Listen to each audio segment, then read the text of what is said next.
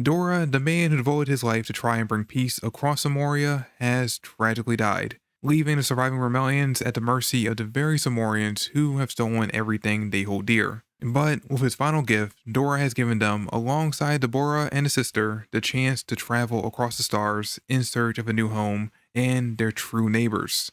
A goal they might finally see realized, as both the Romelians and the Japanese in these chapters each decide to continue to pursue coexistence and take steps in order to achieve that. But just as things are starting to look like we are on track for peace, certain, let's call them factors, come to light in the background that could more than likely threaten that future.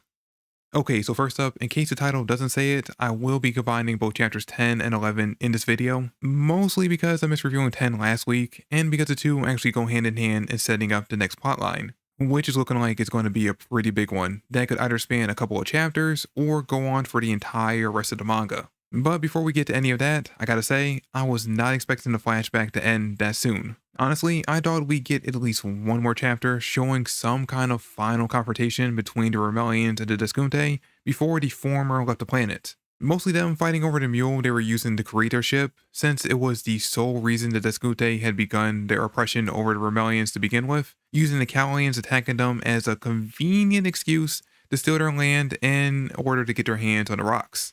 And if not for that, then at the very least to try and stop Deborah from going with them. Because I mean, I think it's pretty obvious that he's the strongest Simurian alive, and more than likely their secret weapon enforcing their rule over the other tribes, because no one can even come close to beating him in one-on-one combat.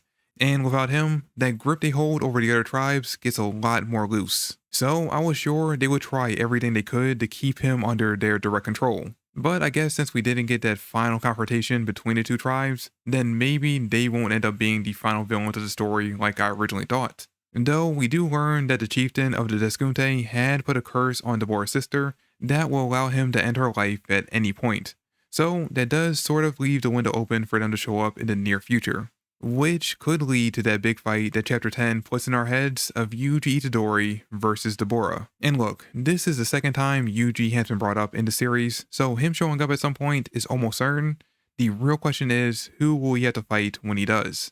Or will he even have to fight at all? Because so far, this story has taken times when we thought it was going to turn left and ended up turning right instead, and subverting what I thought was being built up from the beginning and tossing those ideas completely out the window. Prime example, I thought from the moment we met Jabaloma that he was going to be the secret villain of the story, manipulating things in the background to lead the Simurians towards wanting to conquer Japan, because that's the exact kind of vibe he gave off when we met him for the first time back in chapter 2. But nah, we learn in chapter 10 that he's all for peace. Apparently, the Simurians held a vote amongst their council on whether or not to try and coexist or to take over Japan, was seemingly the first vote being in favor of just outright taking the country and making it their own, but was ultimately vetoed by Deborah, who is now their acting chieftain. And now, after Mora was injured by a human, a second vote is being held, but this time it swings toward the side of peace. All due to both Cross and Jabaloma voting that way, with both of their 1 votes counting for a total of 10 each. Which I assume the same amount is given to Mora, but since he was still injured and not fully recovered by the time this vote was taking place, they just assumed that he was going to vote the same way, which was obviously towards peace. But the reason why the vote to take over Japan won out the first time is because both Jabaloma and Cross withheld their votes, with Cross being more on the fence about it, ultimately in favor of invading, but wanting to wait until the humans actually do something to warrant that level of aggression. And Jabaloma choosing to follow whatever decision Cross made because he trusted the twins as much as he trusted Dora. He even acts much softer and less sinister towards the humans in these chapters than he appeared in that first one. So yeah, unless there's going to be another last minute twist that proves that Jabaloma has been playing us this whole time, it doesn't look like he's going to end up being our evil mastermind. Same with Deborah, I assumed he was going to be a much bigger threat than he comes off as, and much more in favor of invading than coexisting, but him vetoing the first vote to do so proves that he leans more towards the side of peace. In fact, he even says so in chapter 10 that they can invade at any point, but once they choose to do so, there's no going back from that. They'll have completely burned that bridge towards friendship with humans, so before that, they should try and pursue peace first. Now, as a chieftain, he could only veto the vote twice, which means that had his vote leaned towards war again, he would have been able to veto this one, but the next one, if it had the same result, he'd have to allow it to pass. Well, I mean, obviously he doesn't have to. He could easily just say no, and no one would be able to go against that because, well, no one could beat him. But he is trying his best to be different than the other Deskunte they dealt with and not force his wants and desires over the Vermilions, but instead be the kind of chieftain he thinks Dora would have been by trying to argue for peace. And you know what? That goodwill is seemingly going to pay off for him in two major ways. The first being that at the dinner party they held as a sort of cultural exchange between the two races, he ends up running into the chef catering the event. And let's just say, wedding bells could be heard ringing in the distance. It was actually brought up in the beginning of chapter 11, the idea of a political marriage to unite the two races, which initially Usami rejected as a dumb idea, but now it's looking more and more likely that it could work. Which is why I also want to bring up that I did float around the idea of a romantic subplot between Tsurugi and Deborah's little sister developing when the two eventually meet, so maybe that idea isn't completely out of question now. And while we're talking about her, the second payoff Deborah will have for pursuing peace over war is that the humans may have a way of lifting the curse currently on his sister, using a curse tool we saw all the way back in JJK 0, the Black Rope, which has the power to cancel out curse effects and abilities. Now, it's not a guarantee, might not work considering we're talking about alien abilities here. Hell, this might not even be needed since they are light years away from the person that cast the curse in the first place, meaning they're likely out of his effect range, making the death curse null and void. But it'll be one less thing he has to worry about, be a huge step in improving relations between Japan and the Simurians, and as a plus, it'll eliminate the only thing the Deskunte can hold over Deborah's head if they did find a way to follow them to Earth.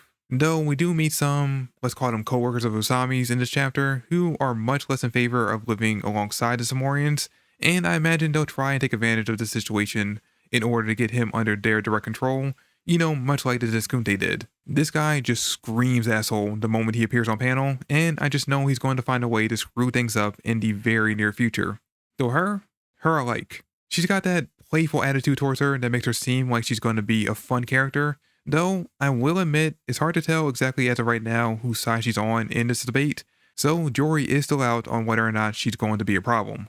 But getting back to Cross, despite it looking like he was going to vote for war, after we get a quick flashback of his home being destroyed over the mule, bringing this intense burst of anger out of him, the fact that he still chose peace means that Yuka's chat with him back in chapter 7 must have really hit home. He's still not entirely in favor of coexisting. He's still pretty distrustful that humans won't end up branding them as second-class citizens like they were on their home planet, but he's willing to at least give them the chance to prove that they won't. We even see him in these chapters be much more friendly with the two siblings. He's still not playing along with Yuka's jokes, but hey, he's talking to them in a casual way, which is a big improvement. But all that personal growth he went through might end up being for nothing, as a new development in the background might serve to turn the entire tribe against humans completely. Because a member of the Vermilions, whose name I do not remember, ventures outside their ship for the first time, only to see sorcerers killing a curse. And you might be thinking, well, why is that a problem? I mean, curses are basically just evil monsters that go around killing people, so of course they should be put down. The problem is though, is that seeing these curses be killed invokes the same natural reaction out of the Vermilions that would happen if it was a Callian. Meaning that to the aliens, the two are basically the same thing, which is very obviously going to cause some friction. Now, to be fair, the Simurians are new to the planet. They don't know that curses are basically just amalgamations of fear and curse energy normal humans leak out unconsciously, who for the most part just want to cause as much carnage and destruction as they possibly can. I say for the most part because there are some exceptions, some curses that have much more nuance to them and aren't exactly all about killing as many humans as they can get their hands on. Some actually have much more specific reasons for killing, and if left alone, might not necessarily pose a threat, but those are few and far between. The majority are just monsters that have to be put down on sight, though to the Vermilions, doing so is going to make the Japanese no different than the Deskunte in their eyes. Especially once the higher-ups in Japan start poking around, trying to figure out how they are able to convert curse energy into an actual power source. I know Usami is trying to keep that hush-hush for now, but it's only a matter of time before that gets out. And once it does, the hunt for people with cursed energy will be on the rise again, just like how we saw the Americans do during the Calling game. Maybe not officially. I doubt any governments will openly sanction the kidnapping of Japanese people to use as a source of renewable energy, but on the more shady side of the world, in the shadows where people don't actually talk about what's going on, the demand will be very high. Especially for Simurians, which will just give the aliens even more reason to not trust humans. Regardless though, the Simurians who advocated for war have just been given a once-in-a-lifetime gift. a justifiable reason to sow discord and distrust amongst their people against the humans, claiming that while they appear friendly on the surface, their true face is no different than the oppressors they just fled from. And it won't be long before they make their first act of aggression towards the humans, regardless of the vote. Meaning that the more reasonable members of their tribe, Mora, Cross, Jabaloma, and Deborah, will have to work twice as hard to try and keep the peace.